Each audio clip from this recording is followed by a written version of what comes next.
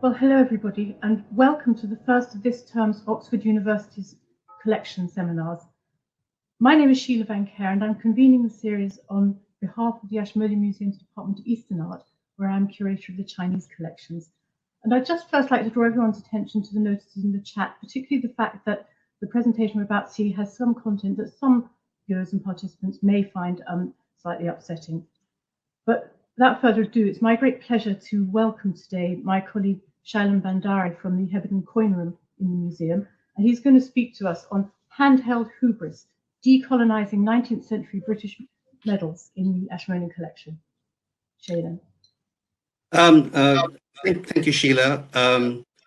What I'm going to do is now I'm going to start my slide presentation right now, but when I'm speaking, you will not sleepy in the little window at the bottom. I'm going to put my camera off, and then I will reappear at the end when I'm very happy to take questions. So here we go. So the topic of today's presentation is handheld hubris, and it's all about decolonizing 19th century British medals. And I am a museum curator, and I work mainly with objects in the museum's collection. And what exactly does it mean by curating a collection in a decolonial or decolonized manner is something that we should bear in mind, what exactly we're going to do here. In this slide, what you see in terms of the italics text at the top of it is basically the kind of directions or pointers that I have taken from different discursive publications, and these aren't exactly my words. I'm appropriating them from people who have been discussing this in an academic manner. And what exactly we want to do when we curate a collection in a decolonized manner. So the first thing that we have to do is we have to include multiple narratives about different histories, which actually go against the grain and sort of talk against the canon, because the canon usually has something which is established and a dominant voice. So we have to sort of act against that dominant voice and bring forth other indications and other stories that the objects are associated with. In doing so, we also have to develop new narratives, and which are actually being capable of self-reflexivity. And they should actually explore more in a sort of transcultural and networked ways that the narratives could be arranged at. We have to, of course, critically respond to the structures and the residues of the colonial project.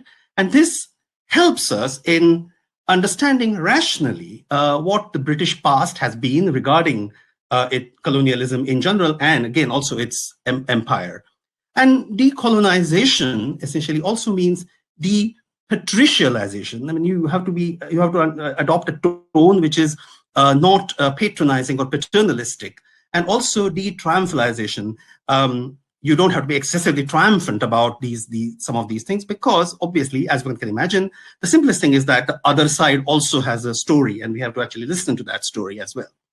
So how does the visuality of objects actually fit into these broad ideological swathes is the question that we shall be discussing, or I shall be illustrating through this talk.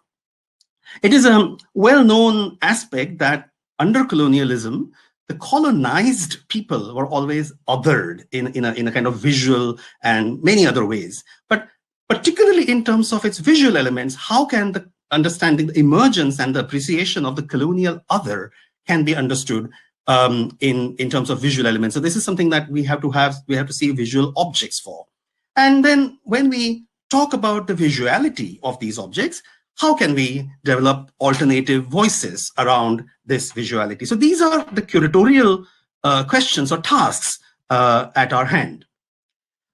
When we look at the objects that we are looking at, the medal particularly, you can see that it has its own visuality. So it is the deconstruction of that visuality in terms of what it entails, the concept of the medal, the design of the medal, and the visual tropes that the medal employs is something that we could look into deconstructing to understand what exactly this visuality tells us. And when you talk about tropes, there is always an emergence that you see gradually, as we shall see in the following slides. There is a gradual emergence of certain visual stereotypes, and the emergence of these visual stereotypes and their deployment does a very good reflection on society, politics, and religion at the time that we are discussing. So it's not sort of hanging somewhere up in the air. The visual stereotypes are very much ingrained and encapsulated in the socio-cultural political milieu of the period that we are looking at. And why medals? So why are we looking at medals? Because they are uniquely situated in terms of objects and in terms of their consumption in the public sphere. So there was, in the 19th century or even before, there was a particular emphasis on issuing commemorative medals, and these were mainly privately commissioned and issued and sold. Then they were basically taken up by the society as collectibles. They were something to memorialize. They were something to sort of put into your display cabinet or something like that. So they were collectible pieces which were commissioned to commemorate particular events, particular people, particular occasions. So there was a kind of a collector's market and a circulatory aspect around it, particularly in 19th century. The other kind of medals that were very much in the fray were the campaign medals, and this is something to do with a systemic acknowledgement of military accomplishment. So these are the medals that were awarded to the soldiery of Britain as well as the imperial troops, and they are of course state-sponsored. The army is a state-sponsored institution, and some of these, or most of these, directly relate to many colonial contexts in the wide, long history of British colonialism. Apart from these two, there are certain others which are also classified as medals. The badges, prize medals given as prizes in schools, colleges, or indeed institutions, and communion tokens, which are also pictorial in certain cases. But we are not really looking a lot at these three. We are just going to focus on the commemorative and the campaign medals. In terms of their production techniques, medals are produced by using dies, much like coins. There's an obverse die and a reverse die, and then the medal is sort of compressed between the two, and it is the iteration of whatever is on the dies then comes on onto the metal. So the manufacturing technique of these medals is closely linked to sculpting and engraving, because you engrave a die, and the engraving that goes on the die is often sculpted beforehand. So there is a kind of an artistic tradition of artistic involvement in producing these medals.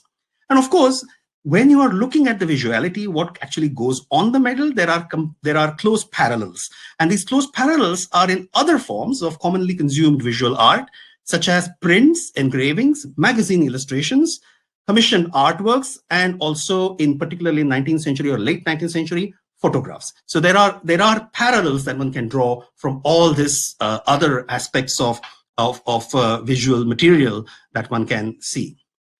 Coming to the actual visual aspects of it, I'm going to start with something about allegory and representation. And one of the aspects that comes very earlier on is this British allegory as the lion. So the lion, of course, has a long tradition in British and in particularly English heraldry and Scottish heraldry that goes back to medieval times.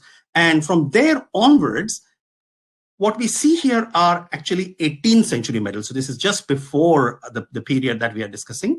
And we see that the symbolic kind of deployment of the lion as a British emblem, as a kind of an associate with of Britannia, is something that emerges or has been actually stationed, fixed around this point to indicate, to suggest something that is a British attitude. So, for example, the top medal that you see here is a medal of the Jacobite resurrection period, and this is the Old Pretender, Prince James III. And on the reverse, there is a kind of a lament that the House of Hanover has taken over Britain and Scotland. And you see that there's a Hanoverian horse, which is trampling the British lion and the Scottish unicorn. So this is the Jacobite propaganda saying that, oh well, even when there was a kind of a legitimate heir to the British throne, they have resorted to call the Hanoverians to rule over Britain. And in the left side, a little figure of Britannia sitting in a position of lamenting. So the British lion is very much present in this depiction. Similarly, the lower medal, which is celebrating the peace of Aix-la-Chapelle, which ended the war between England and France. And here again, on the reverse, you see a very interesting image of seated Britannia holding the free cap of liberty. And there is a male Hermes figure, which is pouring fruits of trade through a cornucopia at her feet. And also at her feet is a British lion seated. So very much so linked with the emergence of colonial trade at this time, the Treaty of Aix-la-Chapelle meant that Britain can then sort of concentrate on the colonial trade and prosperity that was being brought into the colonial trade. So these two things are kind of linked in a way, as shown on this medal. But what is more interesting is that this medal was produced at 1750. This is just before, 7 years before, the Battle of Plassey, which heralded the British rule in India, which is 1757. So it is very pertinent at this time that this kind of imagery of the trade and the prosperity that the trade sort of brings on is seen through this. A little bit later, actually, the whole idea of seeing the colonial or in general, the other person or the other polity or the other entity in terms of animals just takes off. It's quite interesting.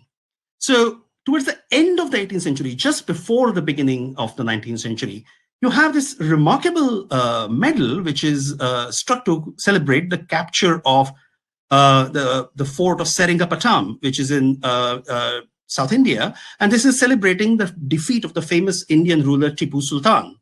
And Tipu had a fascination with tigers. He called himself the Tiger of Mysore. He had tiger throne. He had soldiers who had tiger uniforms, all sorts of tiger-related things. So here you see Tipu as a tiger being sort of fought by the British lion. And this is a kind of strange feline battle that is going on in this depiction. What is quite also fascinating is that there is a pennant behind the lion, and on the pennant, the slogan that the lion is actually attributed with is an Islamic slogan. So this is again something very interesting that is happening. The lion here is called Asad Allah al-Ghalib. The lion of the God is victorious. So this is not just the British lion. This is also the lion of Allah. And this actually is a slogan associated with Imam Ali, who's one of the prophets of Islam. So these kind of very interesting cross-cultural, cross-continental shifts in the indexicality of these symbols is what we see, which is interesting. Also, at the lower medal, which you see, it's celebrating the defense of the castle of Accra in Syria. This was a Napoleonic episode. This happened in around the beginning of the 19th century, but the celebration, the medal is actually struck in 1820 after the fall of Napoleon.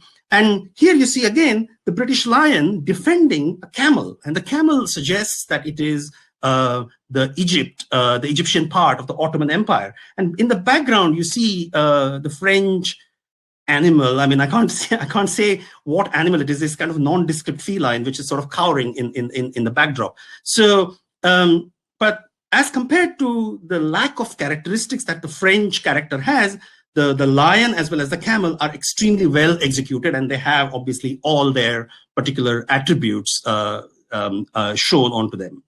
So this sort of seeing the other side into animalistic terms is then subsequently carried on. And in the next slide, we see how the animals were then deployed with visual stereotypes in design.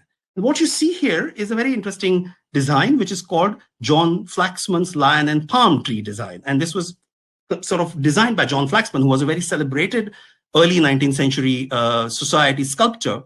And what you see here is a lion, and then it's against a backdrop of a palm tree. And The quotation that I have taken from is actually from the Mint Committee proceedings, discussions that were ensued in 1824, when the Mint Committee in Mumbai or Bombay was discussing what should be the new designs for the currency. And they narrow on this particular depiction because, as one can see, Captain James Forbes, who was one of the members of the Mint Committee, says that the solitary lion as an appropriate type of sovereignty and as an emblem known and respected wherever British rule has been extended. So this lion is definitely associated with British rule and the respect and command that it sort of attached to it. Also, the palm tree, the lion might be completely localized by the ever-flourishing palm, which is an Asiatic, although ancient, and tasteful emblem of perpetuity. So this Asiatic and tasteful emblematic nature of the palm that actually localizes the lion is very interesting. So this is how the design has been arrived at, or at least has been interpreted as. And this palm tree stereotype then keeps on coming again and again and again in all sorts of different contexts, as we shall see, and it sort of becomes a symbol of not just the Orient and the Empire, but also something exotic and something extramarine, sort of, across the seas. Across it's out, across the away from the British Isles in a way to indicate that particular aspect. And this design then was, of course, employed on the coins, and it has a very interesting life of its own, which is a subject of a completely different talk, which I can do at a later stage. But what I'm trying to suggest here is that these designs, when they were conceived, had their own lives. So they were adopted on coins in 1835, as you can see. Then in 1854, when the first postage stamps of India were being mulled, this was also suggested as one of the proposed designs of the postage stamps. And all along, this is the last medal that you see on the slide is actually a Singaporean medal, and it is at 1939, so well into the 20th century. The emblem of the lion and the palm tree was living, and it is even now it is living as the emblem of the Reserve Bank of India, except that the lion has been now replaced with a tiger. So it's a kind of a play on visual stereotypes in an interesting way. What is also interesting is that this particular othering that you see in these animal patterns then sorts of goes on sort of assuming this kind of inequal nature. It is quite interesting. And when you saw the lion fighting the Tipu's tiger, they were sort of equipotent in their respects. But here, on this particular medal that was struck to be given to the Indian soldiery, and this was the first war that was waged outside of India, using India as a kind of a launching pad for its pursuits. So here you see this was the first Burmese war, and this was fought between 1825 and 1827, 1824 and 1826, sorry. And this is a particular medal that was struck to be awarded to the Indian soldiery. The obverse of this medal has been designed by William Daniel and the reverse by William Wyan. And you see this very interesting depiction of the British lion again with the Union Jack flying behind him, and there's an elephant with a Burmese flag behind him bowing down to him. So there's a kind of complete surrender. And there is a Farsi inscription below the depiction that reads "File Awa Mut'i Shere Angrez." So the elephant of Awa is obedient to the British lion. Awa was the name of the kingdom that the British recognized the Burmese kingdom with. And on the reverse, you find this remarkable depiction of the Burmese pagodas and soldiers and the Irrawaddy River and boats in it. And it says, Nishan-e Zafar Asakir Angrez Bar Awa. The flag of victory of British troops is flying over Awa. What you should notice also is the ever-pervasive depiction of the palm tree. There's a palm tree on the obverse, there's a palm tree on the reverse. So the palm tree actually localizes this into the Orient in a very interesting fashion. The other aspect when one talks about this kind of animal behavior is also involves in trampling. So this was an example of a medal that was proposed to be given in the first Opium War, and this is 1839 to 1842, and this was ended in the Treaty of Nanking. And this is what the medal that was designed by Wyan showed. There was a British lion actually trampling with his front 2 feet the Chinese dragon. And this actually at this time created a stir in the political establishment. And it was decided by Robert Peel, who was the prime minister at that time, that this was a particularly insulting depiction for the Chinese, which was a big major empire. And of course, the British at that time had a kind of trading interest with the Chinese at that time. So this was considered a particularly disturbing image, that the lion is kind of trampling the Chinese dragon. And Robert Peel intervened to actually get this medal withdrawn. So there was some sort of sympathy or empathy that was associated with these kind of depictions, and overly triumphal depictions were commented upon and discarded as well. However, in the next decade, when the Indian Mutiny, as it is known in this country, and as in India it is called the First War of Independence, broke in the late 1850s, 1857 to 1859, there was a major indexical shift in these depictions. And what you see here is a real trampling. I mean, this is a private medal that was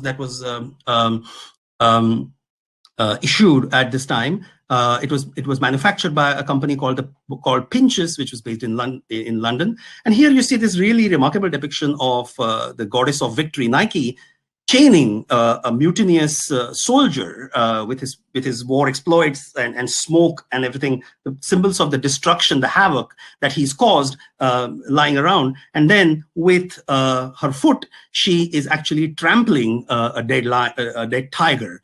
Now here, the tiger now has moved on from becoming the visual depiction of a particular political person to the entire entity. It's kind of, it's become a pluralistic depiction to indicate the mutinous Bengal army. So this is a whole people, the whole aspect of the army is then depicted as stereotypified with the lion.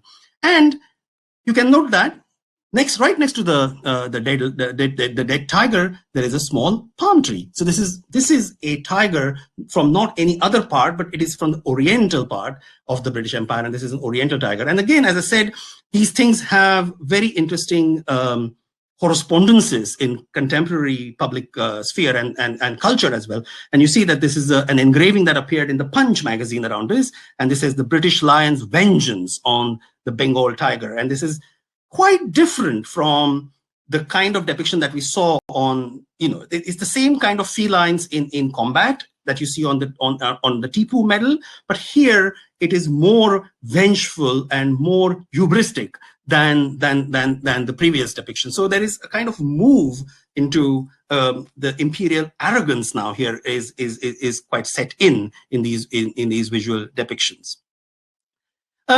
The imperial project was not just about conquest and commerce, but it was also about civilizing.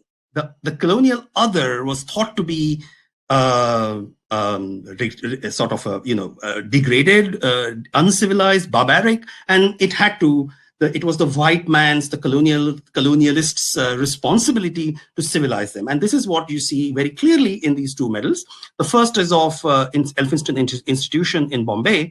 And there you see a Indian Brahmin reading a book, and there is an enlightenment, there's illuminating that is coming to him from the skies, as if the British were providing a divine providence through knowledge. And this was suggested to be restore light to the east of England. And this is what is written in Latin underneath this depiction.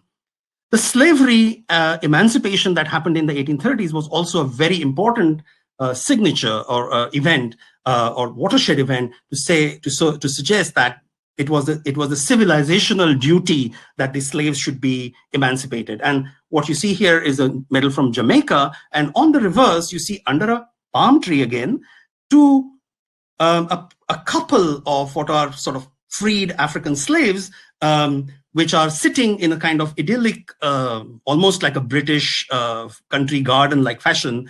And they are supposed to be imbued with these great values of temperance, industry, and happiness. So it was emancipation that was bringing these qualities to the lives of the freed slaves. And the freed slaves are shown in a sort of quasi-English manner. They look more like in English country folk rather than just freed and impoverished slaves in Jamaica. So that is a very interesting aspect to be observed in these medals. Christianity played a major role in this, and we see that these two medals commemorate the jubilees of two great missionary societies. First was the Church Missionary Society, and the second was the London Missionary Society. And you can see the visual aspect, how the particular depiction of missionaries proselytizing the heathen, as it were, is composed in these two medals. I would like to sort of draw upon the composition. What you see in terms of the colonial other, who are sort of, congregated in these groups here, is there have been an emphasis on showing the rather exotic aspects. So, for example, on the top medal, you see this little group of people who are, raising their hands at the Enlightenment, the Christian Enlightenment, the light that is emitted with the sign IHS in the sky. Towards the left, there are Africans who are sort of shown in a traditional half-naked manner. In the center, there is a Chinese person who is shown from the behind so that his braided hair might be seen. And to the extreme right is an Indian with a very distinct turban.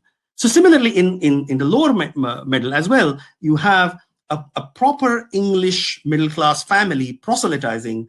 The women and children aspect of it brought out very interestingly, and the light is shining on these colonial subjects. And there are examples of, again, Africans, Orientals, as in Chinese, and the Islamic kind of faction with its turban and a typical tunic. You might notice that in both depictions there are palm trees everywhere. There is a palm tree right behind the group of missionaries in the top medal, and there are small palm trees interspersed in the depiction that you see on the lower medal. When it came to benevolence, there was a very particular selectivity about the benevolence that we see in these medals. I mean, on the face of it, these medals look very egalitarian. These look, oh wow, what a great job this has been doing. For example, Mount Stuart Elphinstone, very dedicated and sympathetic first governor of the Bombay presidency in early 19th century, started something called the Native Education Society at Bombay. And what you see here is, on the top medal, is Britannia giving benevolently the native education to members of the local native community. And this sounds very, very nice on the face of it. But if you observe very carefully, the education that is being given is to the members of the community, which are actually only the priests. So there is a Brahmin, a Hindu Brahmin, and there is a Parsi Zoroastrian priest in his priestly attire. So these are the people who are being selectively given this education. And we know that the higher priestly class was targeted by the colonialists as someone who could take various colonial messages to the masses, because traditionally they had a particular role of education played in the society. Similarly, the lower medal is Asiatic Society of Bengal. It's a literary prize medal. And there you see again this very benevolent figure of Britannia sitting in the center, admiringly casting glances at a congregation. Interestingly, in the congregation is someone who looks like a Oxford or Cambridge don. He's an educated person. He wears subfusk. He has a gown and a board on his head. And the congregation that is surrounding him, which is obviously learning and under the auspices of Britannia, is composed of a Brahmin, a Chinese Mandarin, and an Islamic Munshi. these are, again, very selective representations of the scribal classes, which contributed a lot to running of the empire. So these are depictions which are encoded in a deep colonial message. These are not just depictions of scene which are just taken out of the blue, as it were. They have been posited with certain ideas and certain underpinnings that we can obviously deconstruct in retrospect, as it were. Unequal conflicts and triumphalism was another important element of colonial expansion. A lot of the empire grew out of active military conquests, which were achieved against people who were not at all equally equipped in terms of their military, hardware, as it were. And you can see these are classic examples of how this was achieved. The reverse of the medal on the left is Afghanistan.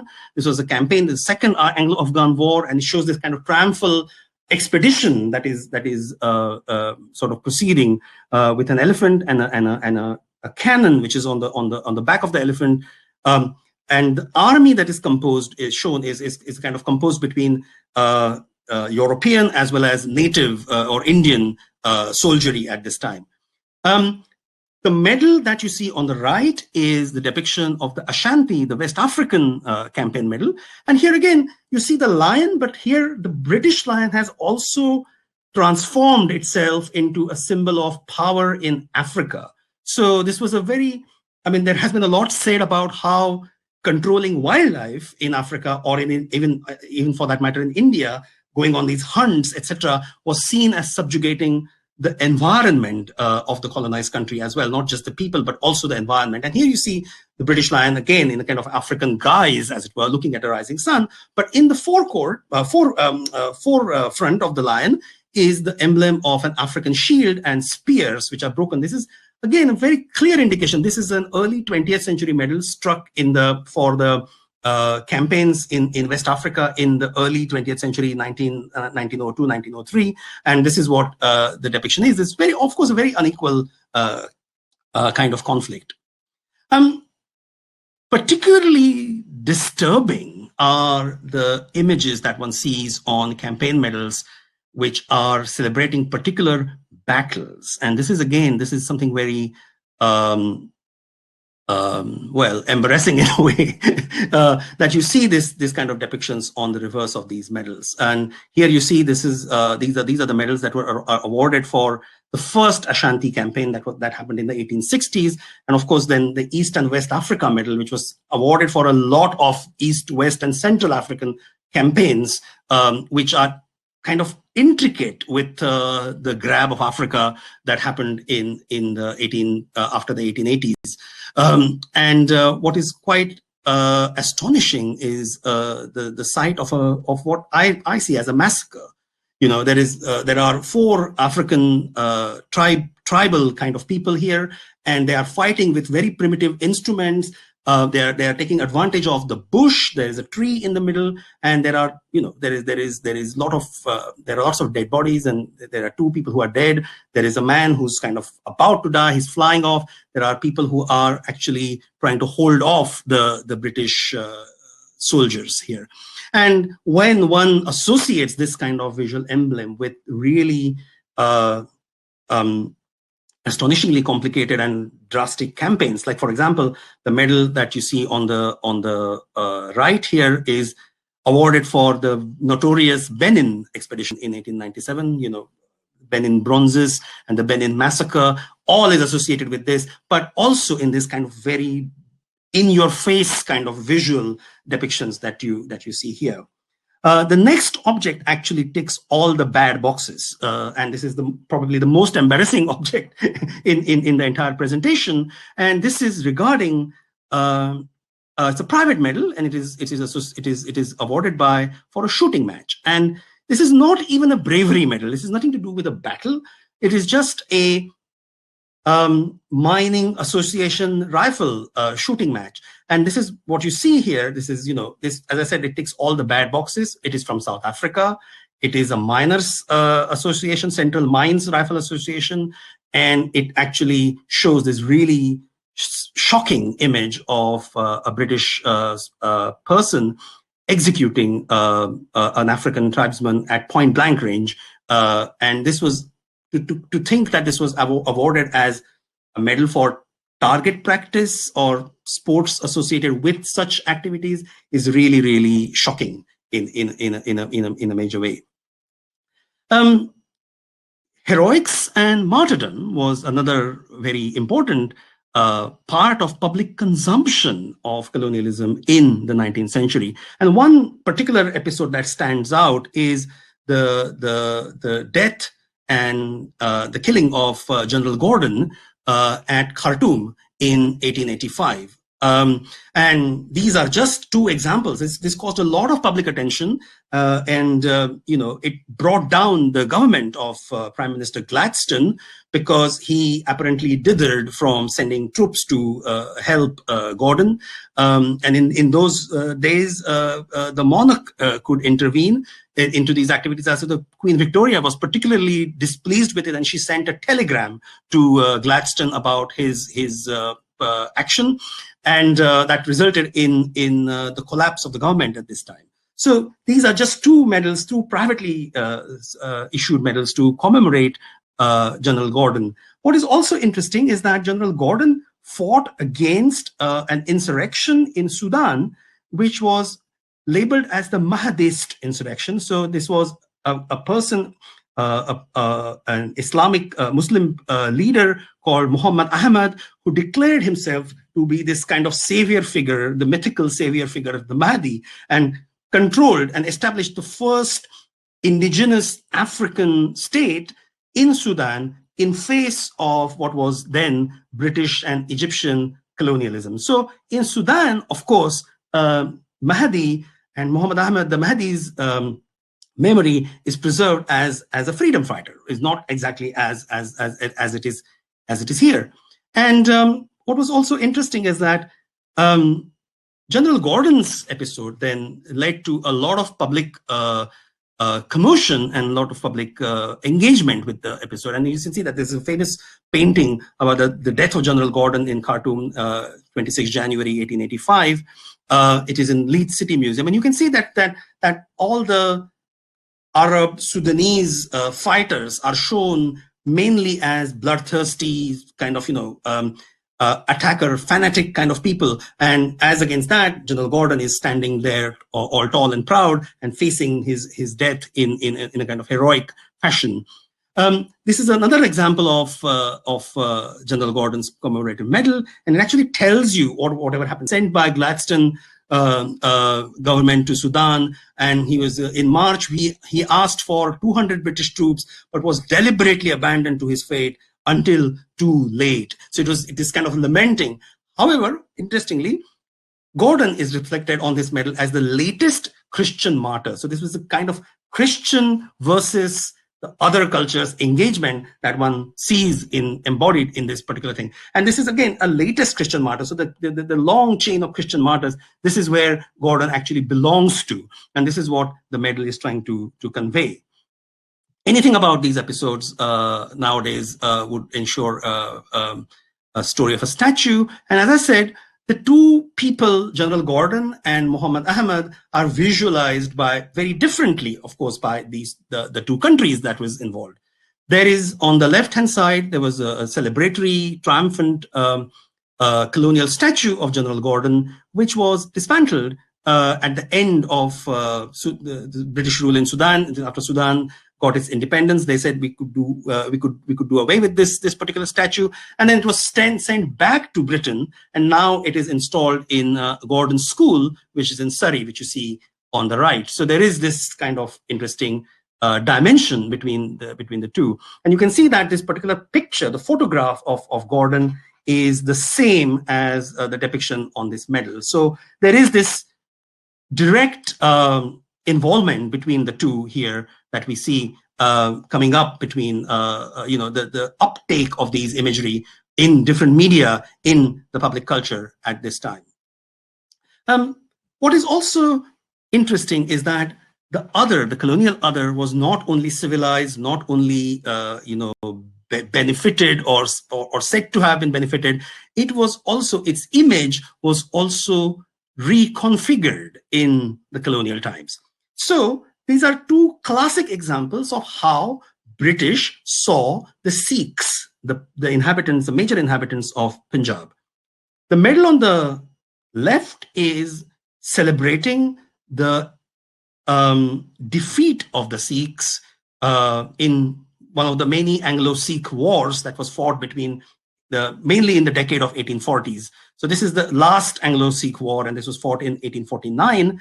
And here you see a classic kind of imagery of the King of Punjab laying down its arms at the feet of this equestrian British commander. Note that there are palm trees in the background. So again, the kind of effect of these palm trees as a localizing stereotype just kind of carries on. This was 1849, 1850-ish. And what you see on the right is 50 years later than that. And here you see, this is a medal that was Army of India General Service Medal that was instituted in the last years of Queen Victoria's reign. And there are some issues in the very early years of Edward VII's reign as well with this particular depiction. It was instituted in 1895, but then it was given for the next 10 or so years to various campaign soldiers. And here you see a very interesting depiction of two soldiers. One is, of course, a British soldier, and the next one is the next to him is an Indian soldier wearing a turban. And both of them are carrying this the royal standard. So both have been set to sort of showed in the service of the empire in a kind of equipoised way. So there is a kind of egalitarian kind of air that is coming out of it. However, when you see them close by, there is a very interesting aspect again that there is, there are things that are going behind these kind of visual scenes that one needs to unpick. And one of the particular series, particular episodes just before these medals were issued in 1870s and 1880s was the reorganization of the British Indian Army, particularly with a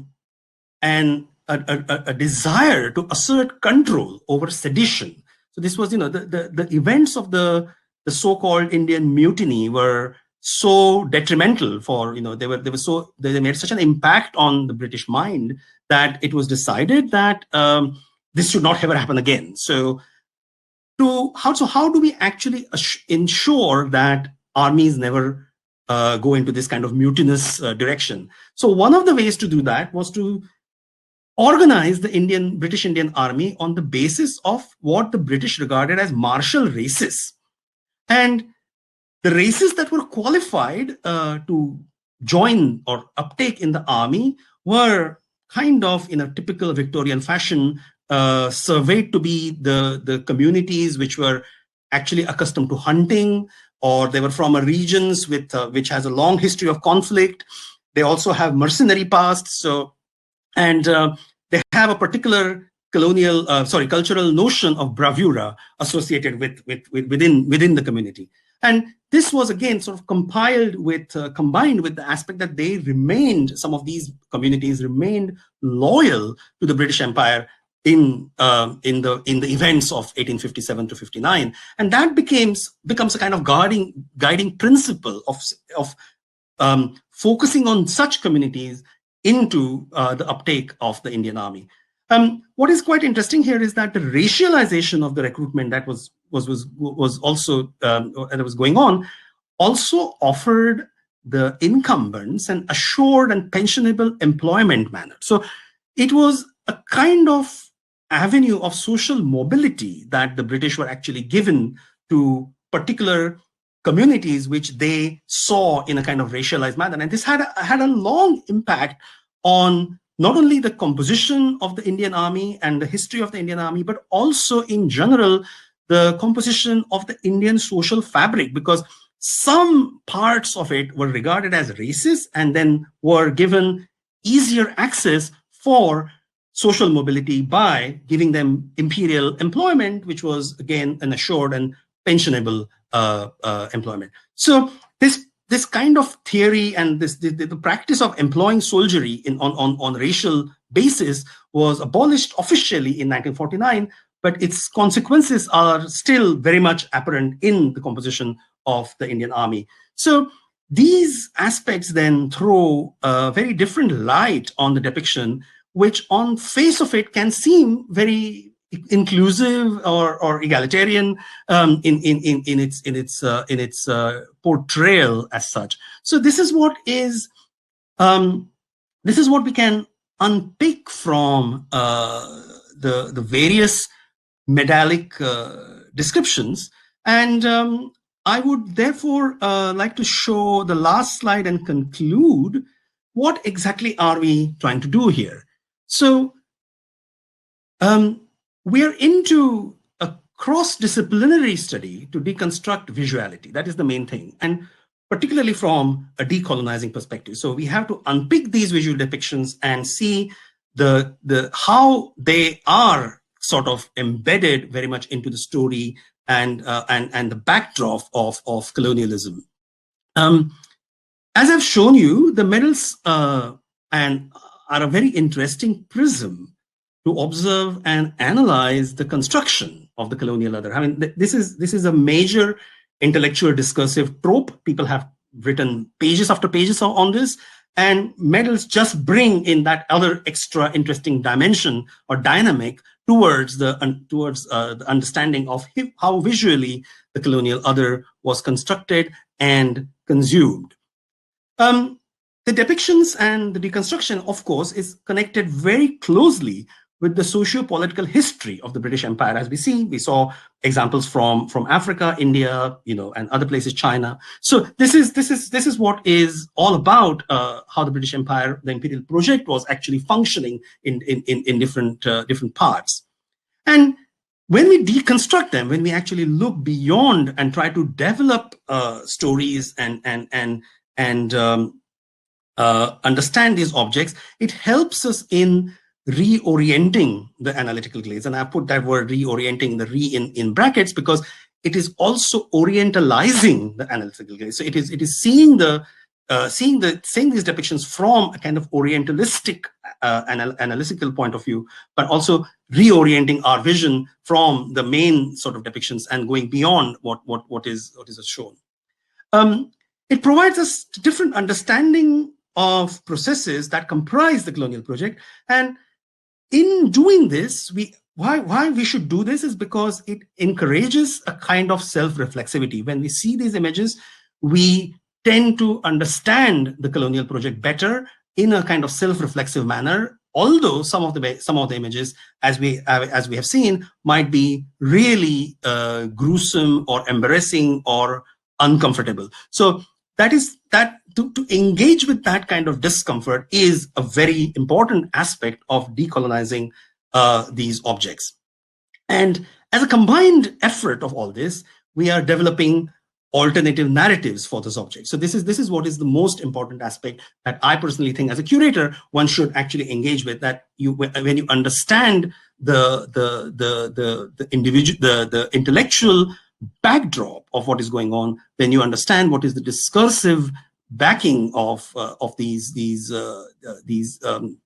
discussions on particularly on empire and colonialism. To bring them to the object and see the objects in their context is something very significant, and that helps us develop alternative narratives. So I thank you very much for your attention. I'm going to stop the slide presentation now and reappear with Sheila, and I'll be very happy to answer any questions that you have. Thanks ever so much. Wow, Shailen, thank you very much for that. It was a really illuminating presentation about the how to approach decolonizing objects and how to look at them, and particularly, I mean, the complexity of it that came out, and also the number of narratives, the number of different things that embodied all that. I wonder if I might start off with a question for you, please, if everybody else doesn't mind. So, I'm interested in the circulation and the visibility, because you mentioned that some of these things were private, and others were not. I'm guessing none of them had quite the visibility of coinage, for example. But how many people would have been aware of these? They were made in their thousands, if not hundreds of thousands.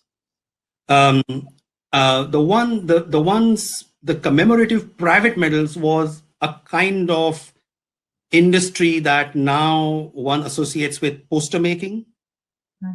So it has the same sort of impact. These were made and sold, and a lot of people bought them. These had a particular theme about it, a particular collectibility about it, and of course, people purchased them in good numbers. They were also actually given. I mean, a lot of people might not have bought them per se, but they were also associated with, for example, missionary societies. They had a huge catchment. And so those kind of societies would, distribute them even free. So there was a good amount of circulation of these objects.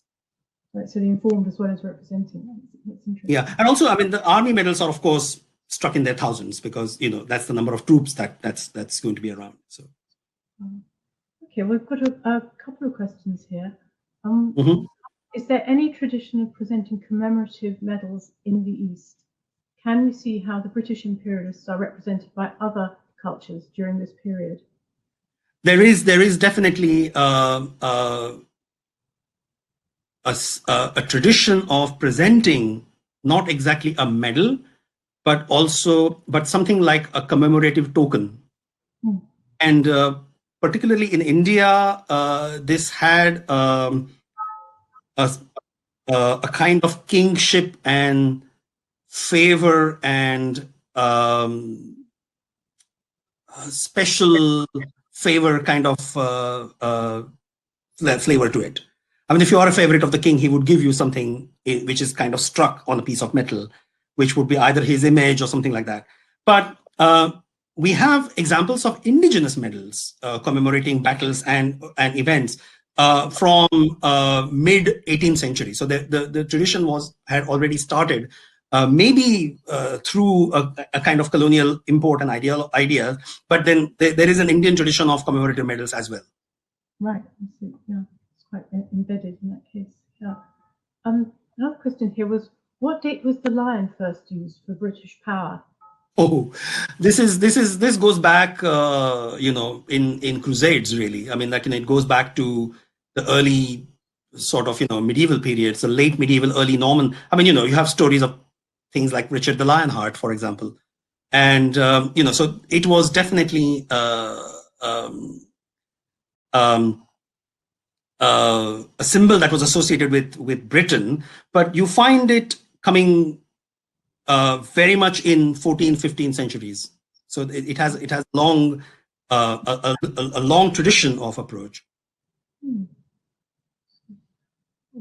Right. Got a question here. Can you see these various medals and commemorative medals as a reflection of the needs of the empire to reach out to incorporate new circles of supporters, both British and over time Indian? How effective do you think this strategy of incorporation was, particularly for Indian audiences?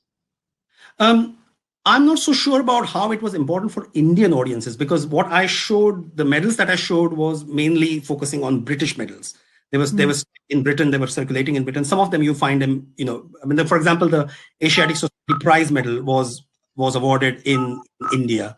The reflection of need of an empire to reach out to incorporate new circles of supporters, that is definitely the case, because we see that there is a conscious or unconscious choice behind what is shown. So there is definitely, some, as I said, some martial races, for example, are valorized on some of the medals. Some sections of the society were indeed shown in better light than others. So there is that particular aspect of it, that they were actually being depicted as supporters and kind of contributors to the project in general. Anybody else? Yeah, I'm not seeing any more right now. Fine. Well, thank you very much. That was really fascinating. Really illuminating. Thanks a lot. Yes, and I think you have a seminar to go to now, so I'll let you off the hook. Okay, thanks everyone. I'm glad everybody enjoyed it. Thank you. Thanks again.